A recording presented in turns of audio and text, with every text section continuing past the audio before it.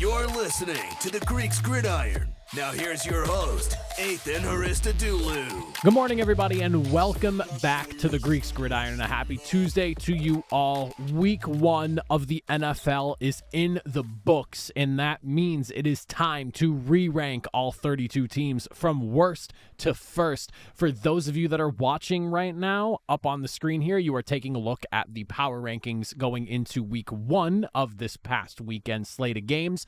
We'll, of course, be diving through and reordering this all here. For those of you that are listening, I'll do my best to paint the picture for you all, but I highly recommend you jump on over to the YouTube side of things so you can check out the video if you are not able to watch wherever you're listening. But I invite you all, of course, dive into that comment section down below. I want to hear your thoughts on the power rankings. Let me hear some of your thoughts on what maybe you would do as far as rankings go. And remember, I am going to begin doing viewer and listener Q&As. I invite you all to fire away in the comment section or send it over to the show email, thegreeksgridiron@gmail.com. You guys can fire your questions over. When I collect enough of the questions, I'll go ahead, answer them one by one, whatever it may be regarding the NFL. If you want to hear my opinions on things, whatever it may be, fire away. I would love to discuss and do that with you all as well. But starting off at the very bottom of the list here, we'll go ahead, full reset now, beginning with the number 1 overall contenders section of the rankings here. I've got 5 teams this week. We had 5 as well last week, but some changing going on. Beginning at number 32, we now have the Carolina Panthers. At 31, the New York Giants. At number 30, the Tennessee Titans. At 29, the Washington Commanders. And to round out at the top of the bottom of the league, we have the New England Patriots moving up 5 spots here to 28. Now, the Panthers, simply put, following the performance that they had this past week, I think a good way to put this is that they are the definitive worst team in the league. And crazily enough, they somehow look worse than they did last year. And I don't really know how that's possible, but they allowed the Saints to basically just walk all over them through the entirety of the game. Miscues, mistakes, turnovers, you name it, on offense, defense. There was nothing to really like about the Panthers' performance. And judging by what I was reading on the internet from Panthers fans, there's a lot of unhappy fans from that end as well. So not a lot going well so far to start the season here, and I'm genuinely a little bit worried about Carolina right now. The Giants, a very close second. I definitely think it is time, and it has been time for quite some time, but poetically enough, we got another pick 6 from Daniel Jones to Andrew Van Ginkel, the linebacker of the Minnesota Vikings.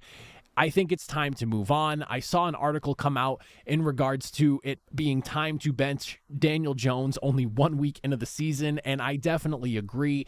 This is one of those things that probably should have happened a while ago, and I feel like we're going to see a bit of a panic mode start to happen in New York where things go a little bit haywire pretty early, pretty quickly. I'm not anticipating anything great from this team. I had some hopes about the defense coming into the season here. I was not super high on what the offense was looking like outside of Malik Neighbors, but it just feels like there is so much broken offensively right now that this team is not only going to drag itself down offensively, but even the defense with it as well, that has some pieces to look at and, be somewhat excited about.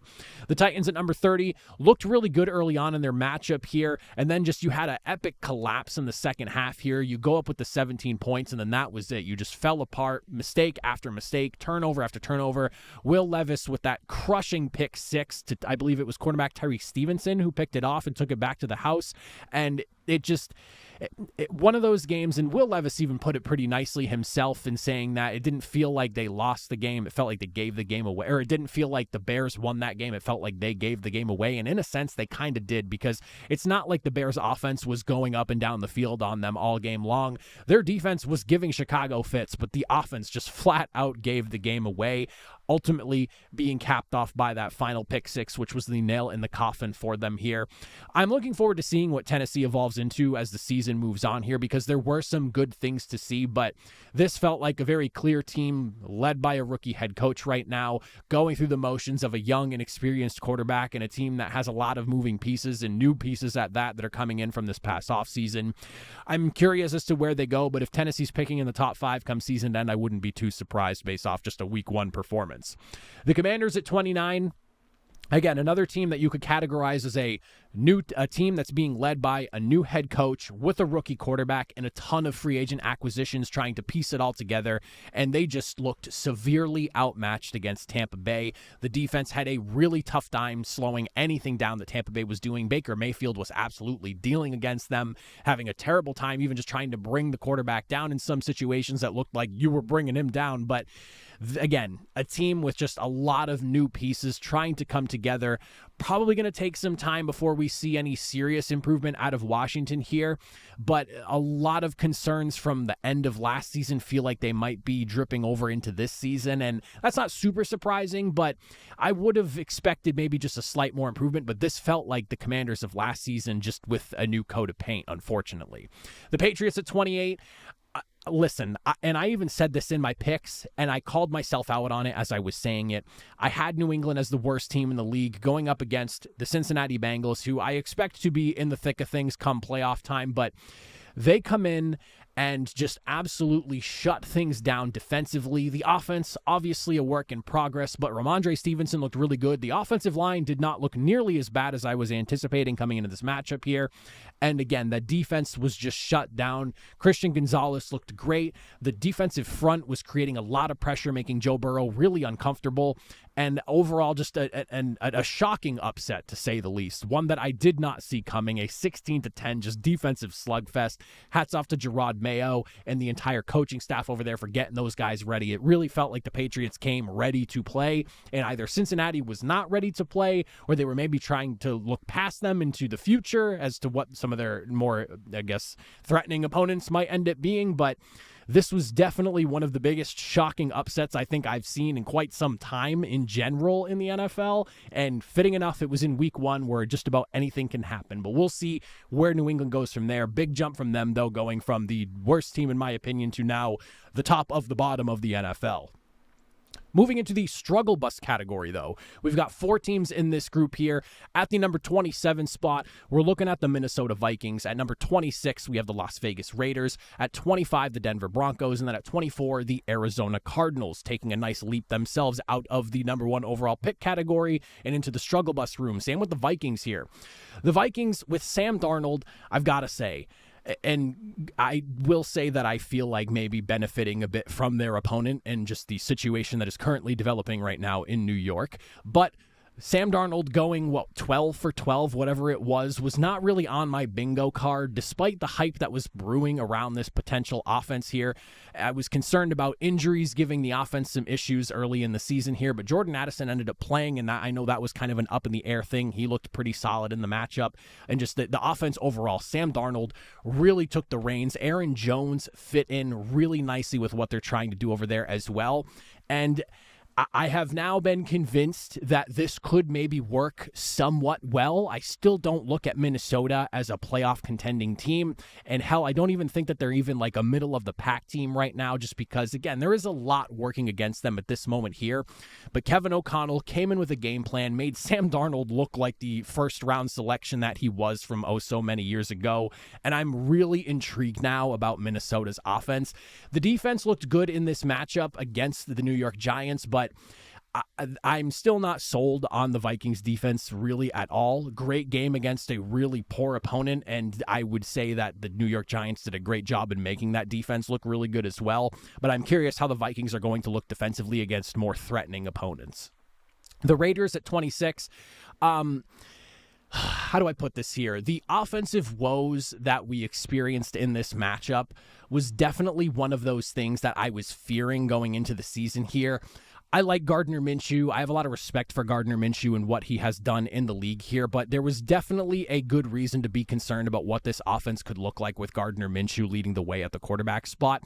The defense looked as good as advertised. They finished last season strong. I think they came into this game and held their own here, but the offense just could not get a rhythm going, and it's something that I will be keeping an eye on here.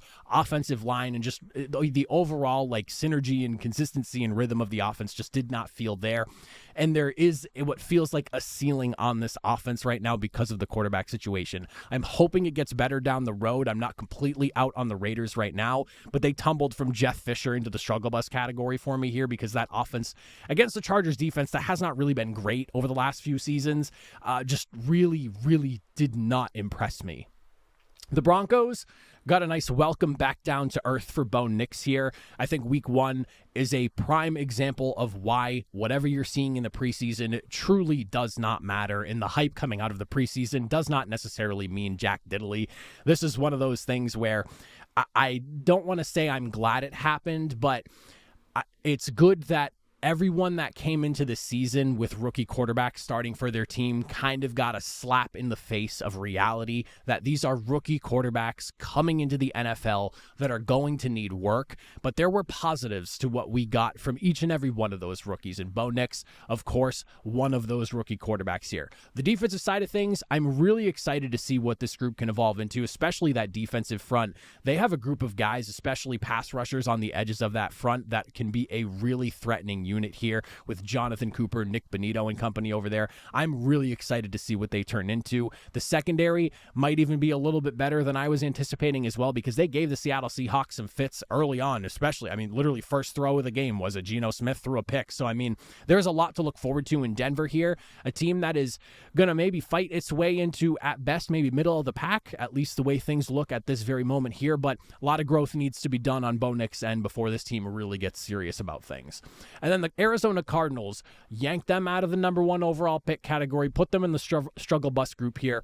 Kyler Murray looked really good in this game early on. Things slowed down a little bit as the Bills defense kind of got their footing underneath them here, but he clearly makes this team far more competitive. The big issue, though, in my opinion, and this is something that I've talked about, is just the defensive side of things for Arizona. They are so talent depleted on that side of the football that it's going to be one of those situations of Arizona may hang around in a lot of contests. They're going to be high-scoring affairs most likely, and whether Arizona can score more points than their opponent will ultimately determine what the outcome of all their games are going to be. But Kyler Murray definitely makes this team far more competitive.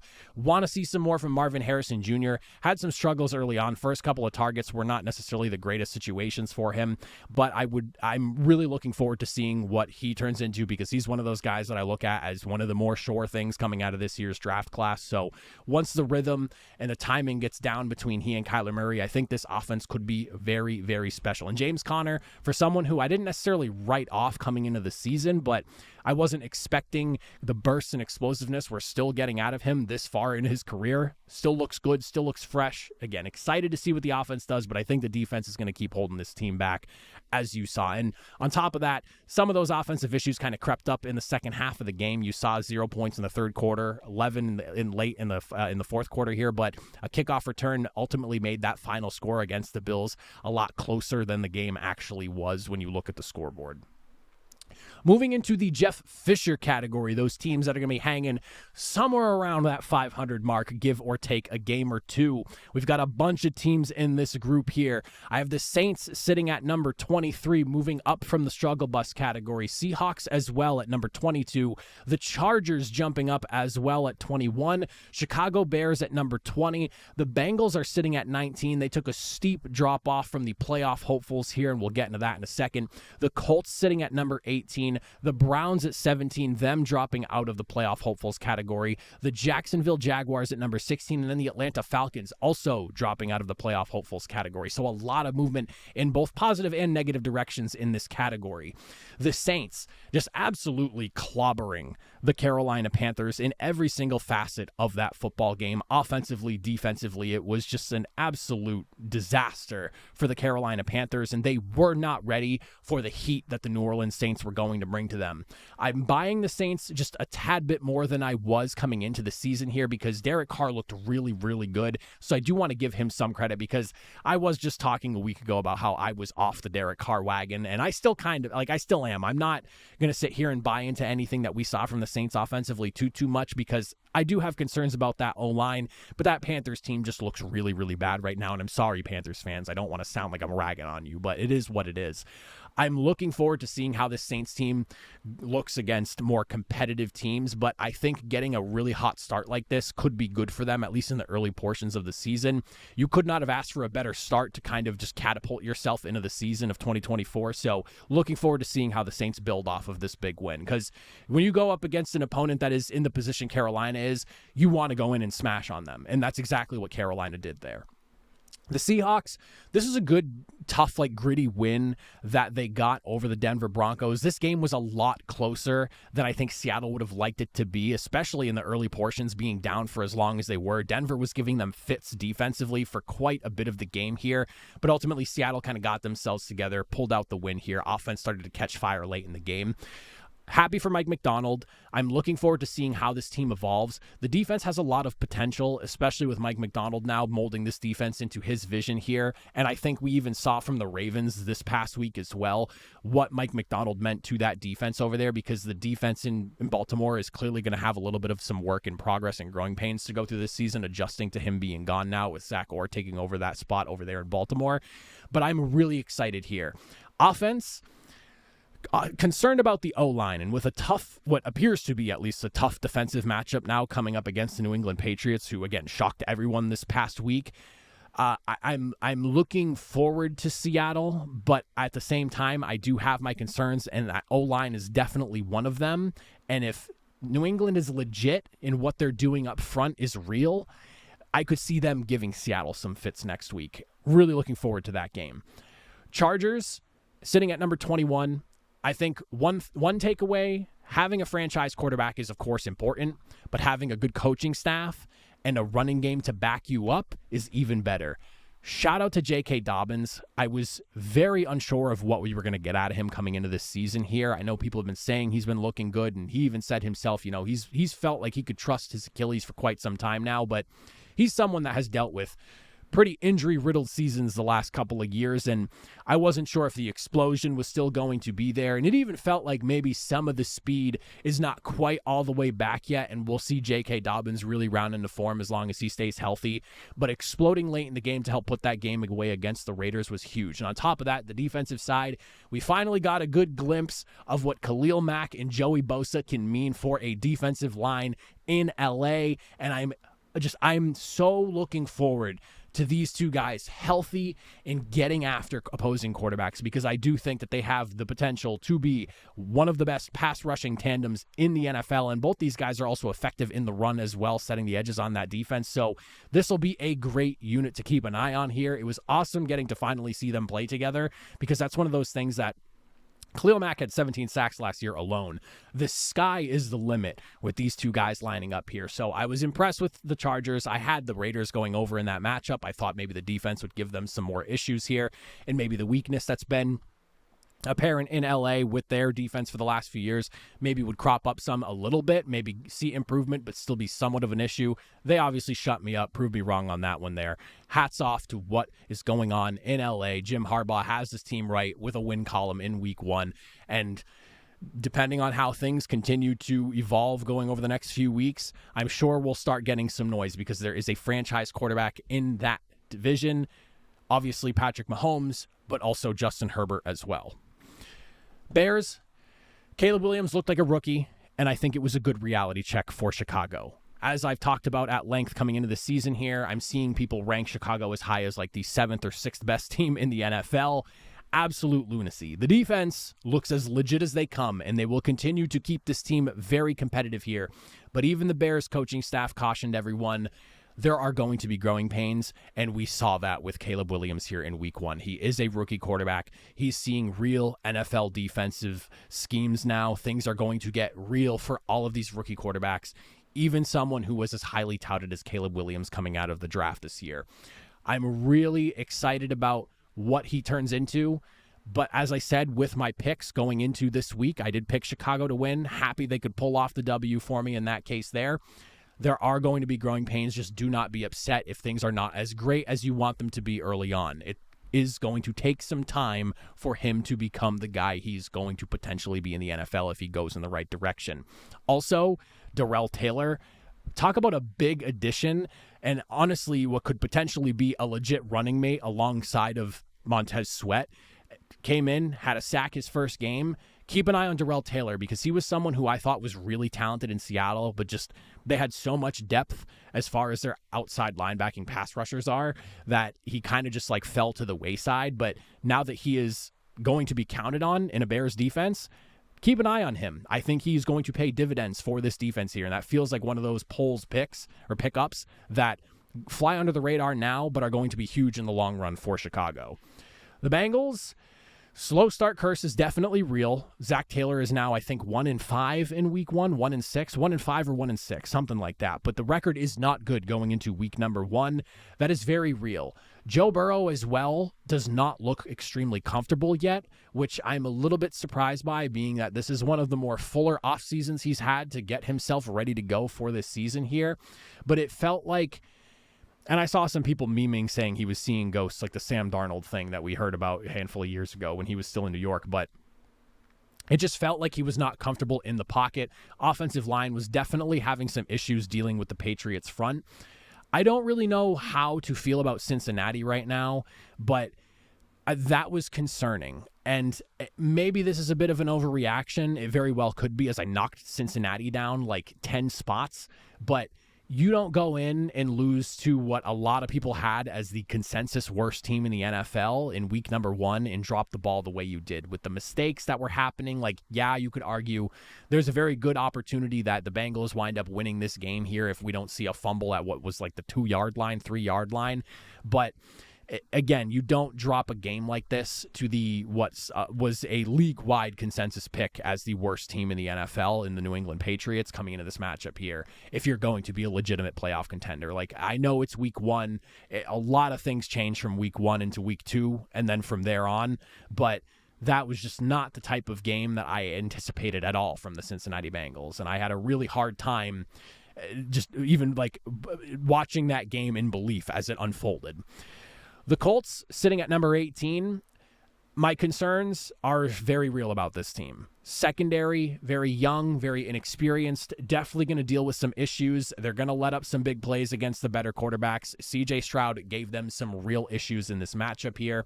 But overall, I think they did an excellent job hanging around with the Texans, and I do think that this is a team that could evolve through the year and wind up maybe being a little bit better than I was anticipating. And Anthony Richardson, the hype feels real for him. I'm a little bit concerned about just... He was 9 of 19 for 212 yards and like went for obviously a huge touchdown pass to Alec Pierce and just other really big throws as well. Missed Adonai Mitchell a couple of times, and honestly, both those, if they had been connected, could have been potential touchdown passes. But it feels like this offense is potentially going to be like Jonathan Taylor is your back. He's going to grind things out on the ground for you, but it's like boomer bust through the air, and you can't just rely on these 50-50 deep shots. I'm so impressed with his arm strength. That 65-yard bomb to Alex Pierce was crazy, but I don't know how sustainable that type of offense is going to be and how conducive it'll be to being a playoff team, with concerns about the defense and some of the inconsistencies they have on that side as well. The Browns at number 17. I'm about to lean into this really heavy here, and there's really no going back after I say this, but Deshaun Watson was a wasted $230 million for Cleveland, and Browns fans, I'm sorry. At number 16, the Jacksonville Jaguars. Costly mistakes ultimately pull you away from getting a W here. I think the Travis Etienne fumble literally at like the goal line highlights that. There were just miscues and things that prevented them from getting over the hump, and this is kind of what they were dealing with in the tail end of last season, where they were coming up shy in certain games, and it was typically like a mistake here and there. I still think that the Jacksonville Jaguars have potential to be a legit playoff contending team when we get to the later point of the season here. But there are definitely some things that this Jaguars team seems to struggle with, and it's like crunch time. Crunch time seems to be an issue with this team right now, where they can't close out games, and they had Miami where they wanted them for a vast majority of this game. They played extremely well. They lost on a game-winning field goal. I think it has potential to be a legit playoff team in Jacksonville, but they have got to figure out a way to get over the hump in those crunch time moments. It just feels like they lack that killer instinct, and they need to find that in order to become like the legit playoff team. Hence why I have them sitting at number 16 right now. I believe in them, but there is like a small hurdle that they need to get over. The Falcons, at number 15, to round out the Jeff Fisher group, we have ourselves a team that offensively, their O-line definitely had some problems against Pittsburgh. It feels like the offense does not have its identity yet. They have a really good mix of talent, and the flashes were there, but it wasn't consistent, and it felt like they weren't quite sure what exactly they wanted to do. Rhythm felt like it was a little bit off as well. There were just things that And just the O-line was really the big issue here. I feel like when the O-line is allowing so much generated pressure that things get thrown off, timing gets thrown off, and you saw that. And it felt like Kirk Cousins was never really comfortable in the pocket at times. And listen, Pittsburgh's defensive front is no slouch by any means. Like, they're going to do this to a lot of teams this year, but if the Falcons' O-line has more problems like this with even lesser opponents, I'll be even more concerned. But my biggest takeaway, dealing with a defense that is as aggressive and as tough up front as Pittsburgh is, you've got to be able to hold up better against those types of teams, because those are the types of teams you're going to run into during some of the bigger games you have this season. And ultimately, if you wind up being a playoff team, those are the types of defenses you're facing basically every single weekend when you get to the playoffs. It's always going to be the teams with some of the best defensive fronts. If you can sort that out, you can get back on rhythm. The talent is there. We saw the flashes. It's just the matter of being consistent about it. Moving into the playoff hopefuls, a lot of reworking going on around here. I feel like between Jeff Fisher's squad and the playoff hopefuls, I saw by far the most movement here. We have at number 14, the New York Jets. At number 13, the Green Bay Packers. At number 12, the LA Rams. At 11, the Buffalo Bills. At number 10, the Pittsburgh Steelers. At number 9, the Tampa Bay Buccaneers. At number 8, the Miami Dolphins. And at number 7, the Philadelphia Eagles. Now, there are some teams in this that if you have an argument for, I would love to hear them, because even some of these I look at as I'm saying this to you and I decided on these, I could go, you probably could swap a team or two here or there, and because you buy one thing or the other more over, depending on what team you like a little bit more. So there's plenty of room for conversation in here, in my opinion. But at number 14, the New York Jets. Timing was off all night. It started out with the Breece Hall fumble early, and things just did not really get better. You had dropped passes as well, like Allen Lazard at the opening drive, I think it was. You had the dropped pass from Allen Lazard on third down. You had the tipped interception. Like, there were just things constantly going wrong on the offensive side of things, and it felt like with injuries that they were dealing with in the secondary as well, like we saw Sauce Gardner leave for a little bit. Michael Carter also had to get taken out of the game as well. Nothing was really going well for the Jets in this, and this was not the type of game, number one, you either wanted to have nor needed to have coming into the season here with so much riding on it. Robert Saleh is the most, emotionless person, but you can see the defeat through the emotionlessness of him is the best way I can describe that, because every time they took a shot of him on the sideline, it was that same just deadpan look on his face. And I don't know if it's just disbelief of what's going on, but it's a very interesting sight to behold in New York. I have them as a playoff hopeful still because the defense is immensely talented. And on top of that, you have Aaron Rodgers and you have the skill players. Offensive line is one of those things we'll have to keep an eye on, but because it is a bunch of new guys thrown together, we don't know how far along the synergy is with that group of five there. That's also something that you have to keep an eye on, but the on paper stuff still holds some weight in my opinion. But if you think the Jets shouldn't be in this category and one of the Jacksonville Jaguars for putting up a good fight against Miami maybe belong there, I could totally hear that conversation. The Packers at 13, Jordan Love injury really hurts this team, but also the big thing that I took away from that game here is some of the defensive issues from last season feel like they are cropping up again here, and that is something that has got to get tightened up. You made a defensive coordinator change to avoid what happened last year, but there is definitely some issues still to be resolved. Hopefully it gets better over time.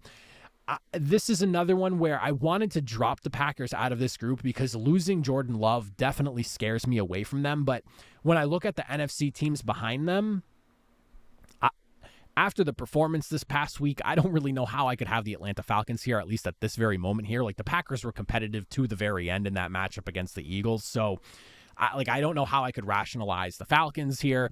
I don't know how I could put Chicago, Seattle, or New Orleans at this very moment here because of just the opponents and the way their games played out. The best case I could possibly make is New Orleans, and they completely trashed on a team that at this point I have as the worst team in the league. So I don't know if I can rationalize them being in the playoff hopefuls at this moment in time just because of a smash mouth win over a Carolina Panthers team that might be picking number one overall this year. Or if not, because I don't even know if they have their number one pick this year. But that all being aside, the Packers sit here in large part just because of the situation of NFC teams behind them. And this is also a rule of thumb that I didn't mention last week that should get brought up now since I'm talking about it. the way I look at the playoff hopefuls and the Super Bowl contenders, there has to be 7 from the AFC and 7 from the NFC. Like, I can't have 9 AFC teams in playoff hopefuls to Super Bowl contenders because that's not possible. 9 AFC teams are not going to make the playoffs. So just to give a little bit more of a framework to how playoff hopefuls and Super Bowl contenders work, there has to be a 7-7 split between the AFC and NFC to help that make a little bit more sense. The Rams at number 12, coin toss away from potentially pulling off a big win in Detroit here. That game was awesome. Fantastic Sunday night football, taking it down to the very end here.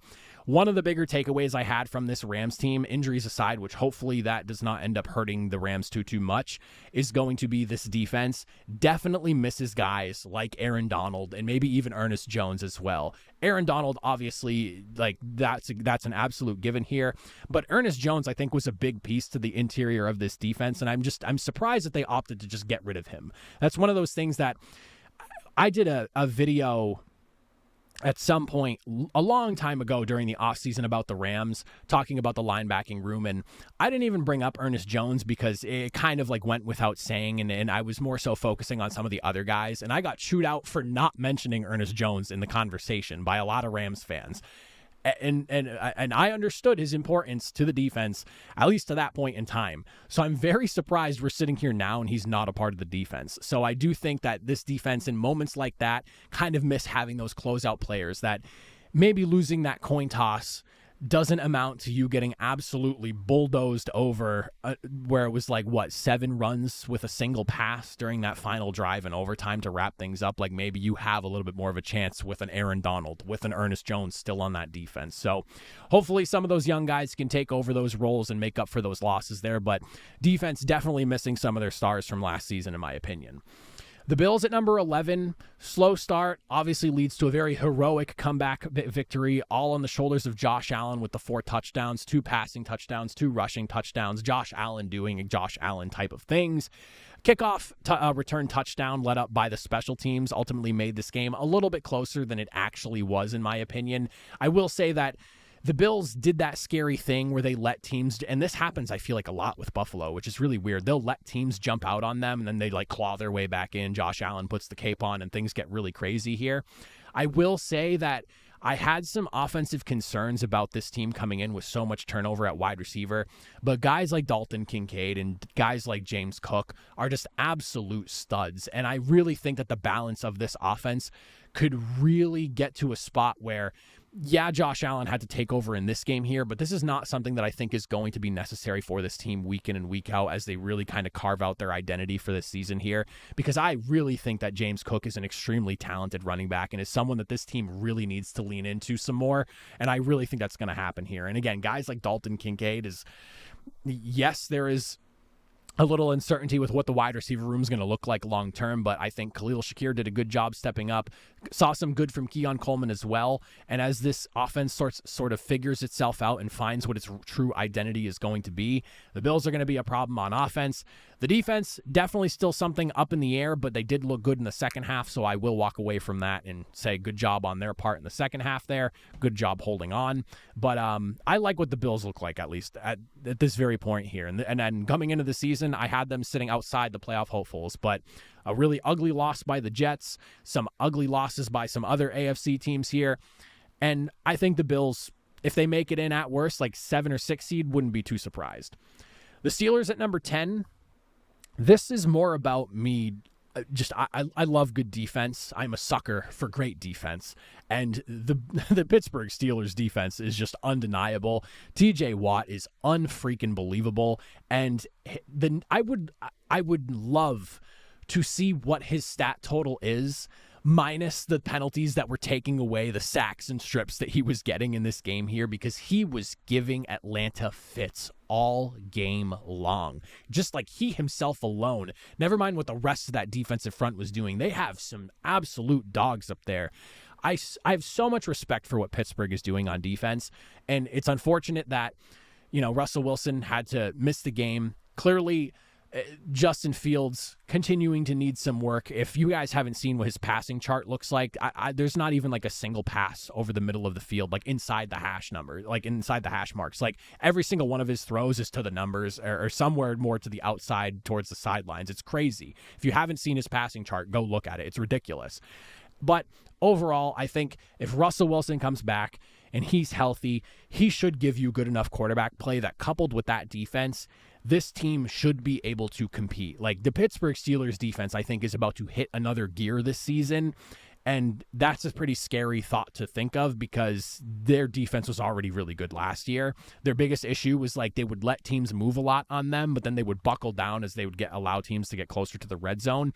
This feels like a Steelers defense that could pose some serious issues where teams aren't even going to be able to move against them with how aggressive they get, especially if they're given more time to rest and the offense on the other side isn't fumbling around just settling for 6 field goals in a game.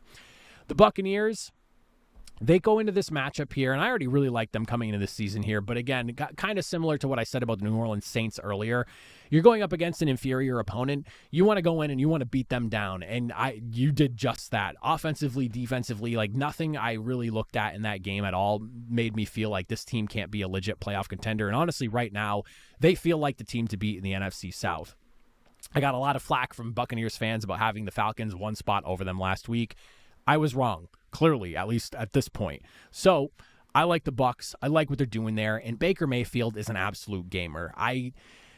There is a timeline in some other universe where Baker Mayfield is still on the Cleveland Browns and they're probably competing as like a legit threatening team in the AFC. But instead, Baker Mayfield plays with a hurt shoulder.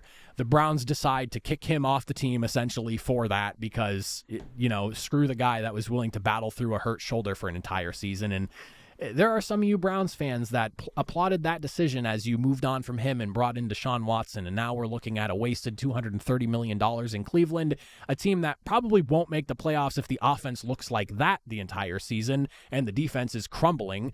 And you're watching Baker Mayfield potentially climb his way to NFC South division titles and making runs and winning playoff games. And just remember, Baker Mayfield brought the lone playoff win that we at least have witnessed, or I have witnessed in my lifetime, for Cleveland. So there is that. But the timeline we are in, not the one Browns want to be in, but definitely the ones that Buccaneers fans want to be in. The Dolphins, not a perfect game. A lot of drama going on prior to the game.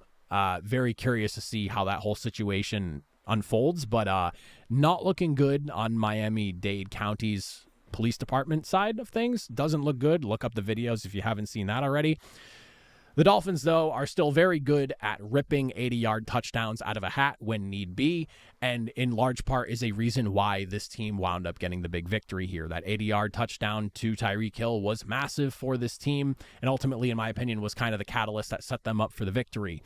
Second half of the defense, I will say, impressed me. I was a little bit worried early on. It felt like the Jaguars were kind of just stomping all over them, but the defense buckled down in the second half, and this is a defense that has a lot of new faces and a lot of new guys starting for them, but I'm really impressed with what's going on over there with Anthony Weaver. Good week one showing against a tough matchup in Jacksonville, so we'll see what the defense looks like as things go on. The defense was probably my biggest concern about Miami and just how they were going to hold up with so many new faces, but I would say a good effort in week number one. Things started off a little bit rocky, tightened up in the second half, and I'm looking forward to seeing the progress there.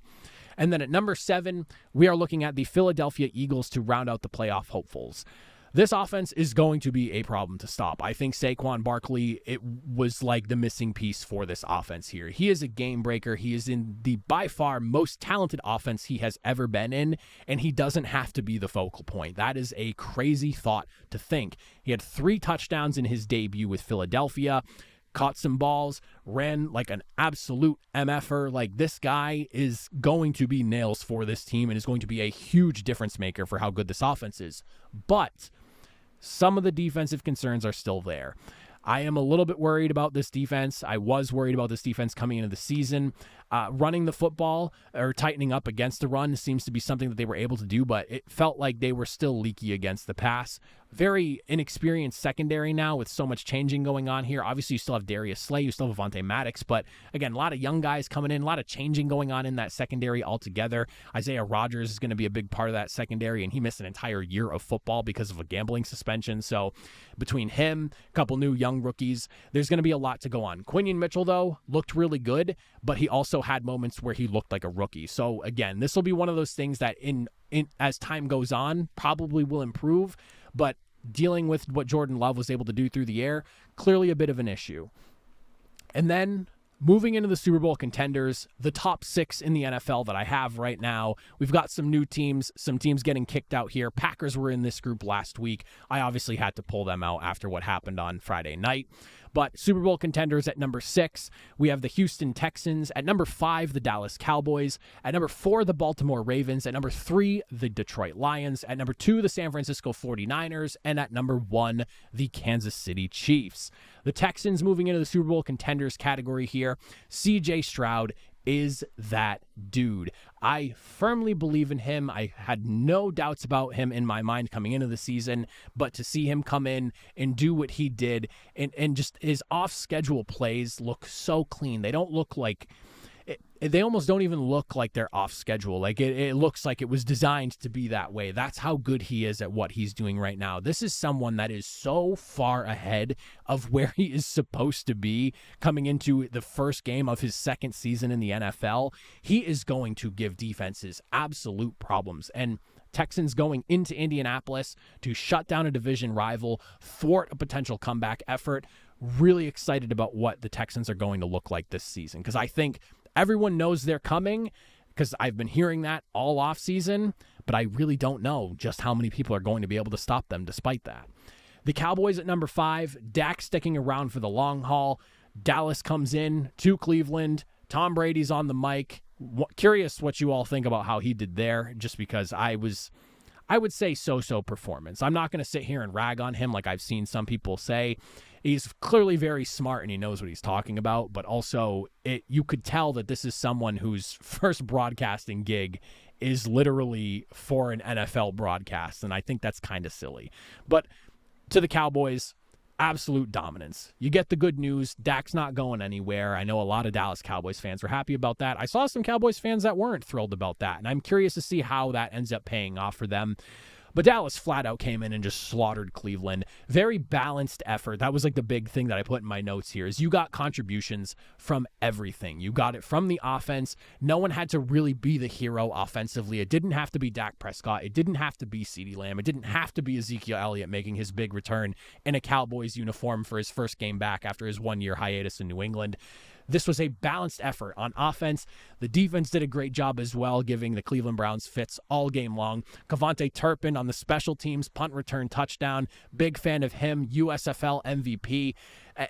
This was one of the more complete efforts we have seen from Dallas. And this is a team that also has concerns with depth and whatnot on the defense. And overall, they just looked unbelievable. And this is a Browns team that people came into this season expecting, possibly a team that's going to be competing for a playoff spot. And they made them look like puppies instead of the big bad, dog pound Cleveland Browns, and looked like puppies in that game. So hats off to the Dallas Cowboys. Whether you agree with them being a Super Bowl contender or not, I think there's one thing that is certain. This is a team that's going to be competing this year, and whether they're one and done at income playoff time is irrelevant to the point that this is still a talented team, and they're very much going to give teams problems every single week. The Ravens at number 4, big toe away from a big W. Unfortunately, was not to be, as Isaiah Likely's toe was like this much out of bounds, but it was caught in, I don't want to say 4K because I don't think NBC does 4K. If I'm not mistaken, I think their broadcasts are only in 1080. You guys would be surprised how many places don't actually do 4K. Like, you're not watching a lot of things in 4K you might think you are. This show is in 4K, though. But that being said, big toe away from a W. Defensive growing pains. I kind of alluded to this earlier right now. Clearly, this defense is going to go through a little bit of a shift and some issues. We kind of saw that. Some miscommunications, like the Xavier Worthy touchdown catch, Marlon Humphrey thinking there was going to be a safety over back behind him, whatever that miscommunication was there. There is going to be some things that you will see from the Ravens, at least early on, that maybe are uncharacteristic from how good of a defense they were last season. But I do expect them to get back to the full force they were. But Patrick Mahomes had a really good game against them, and clearly this is not going to be the same exact dominating defense that they were last season. They are going to be prone to some issues. And for as good as Lamar Jackson was in the game, especially on the ground, he had a little bit of an issue with the deep ball. That was probably my biggest takeaway from them offensively this game. They didn't go to Derrick Henry as much as I would have expected, and it was weird to kind of watch them go away from some of the things that they were doing in the running game in the first half going into the second half, because it felt like they were successful, but Lamar Jackson just felt like his timing was like just like a split second, maybe a half a second or more off. And if that gets corrected, this team is going to be a juggernaut again. Like they were literally a few missed deep balls away from really giving the Chiefs some problems in this matchup here. The Lions at number 3, they've got a case for best O-line in the NFL at this point here, and I don't really know if you can argue with that conversation. I don't even know if I want to listen to that conversation. The way that they stepped up in this game here, especially late in that game, and that final drive, just absolutely bullying the Rams. And maybe you can point out that it's the Rams' young and inexperienced defensive front, and that's why they looked so good. That's fine. That is a fair argument to make, but that offensive line is making a lot of good money for very good reason, from left tackle all the way to right tackle, and they're going to be a force to be reckoned with. There are not a lot of offenses in the NFL that are going to commit to basically running the football every single play, except for one in what was like an 8 or 9 play drive, and it just completely decimate the opponent that they're going against. Like, yeah, it's late in the game, but that was unbelievable work by that offensive line at the end of the game. Jamison Williams finally breaking out and looking like he is going to be that legit number 2 that is going to create some problems, because Amon-Ra St. Brown is going to take up a lot of attention, and Jamison Williams is going to be an issue if he's going to be bringing that kind of speed. Gibbs and Montgomery are a great 1-2 back. Defense looked like there were some things in that game, key situations, where I thought we were seeing stops from this defense that if this was last season, you would be seeing them let up the big third down play or maybe miss the deflection that shuts down a drive. We saw the blown lead scenario happen once again for Detroit, but this time they were able to buckle down and still get the W. A moment of growth, if you will, for the Lions in this game. 49ers at number 2. I think they are still the class of the NFC, unfortunately for you Lions fans. That is the hurdle that you have to get over at this point here. Running back Jordan Mason coming in. I believe 27 attempts was the most attempts he had altogether, either in a game or in his career.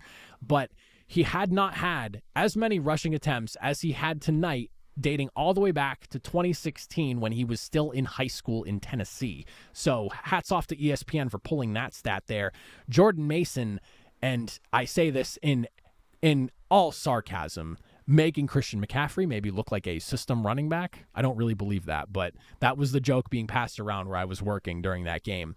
And then just defense, completely snuffing out and taking advantage of every mistake that the Jets had in this matchup here. The 49ers literally looked like they were the runner-up of the Super Bowl last year and are, like, at worst going to be that again, unfortunately. So we'll see what the rest of the NFC can do about the San Francisco 49ers, but they looked as legit as advertised, and all the offseason drama that surrounded them basically forgotten in one night's game. So it is what it is for the NFC and the 49ers. And then the Chiefs, a couple of small things that I saw from them. Lack of pressure from the defensive front at times. Felt like they were having a hard time getting to, and it's Lamar Jackson, so it is what it is. Like, even when you're going to get pressure on him, he's going to make it look like you didn't get pressure on him because he can evade you so well. And he did kind of run all over the place, north of 120 yards during that game on the ground.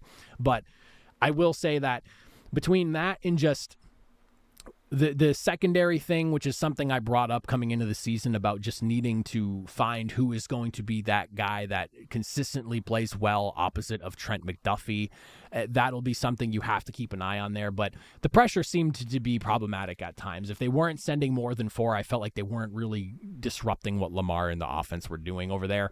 And then on offense, I mean, I've got to mention it here, Xavier Worthy. Like, you literally could not have written up a better story for this guy. All the comparisons and conversation around him being the new Tyreek Hill for the offense. He comes into the game, he gets 2 touchdowns. He has that breakaway end-around run that was just unbelievable to see, untouched to the end zone. And then, of course, the blown coverage, whatever you want to call it, from the Ravens. But I mean, he's 50 yards down the field in the blink of an eye, and next thing you know, he's catching a wide open touchdown pass and nobody's around him. And, you know, optically that just looks insane because it's the Chiefs, and how the Buffalo Bills decided they were going to let the Chiefs get Xavier Worthy, I don't really understand. But The Chiefs are the Chiefs. To be the man, you got to beat the man.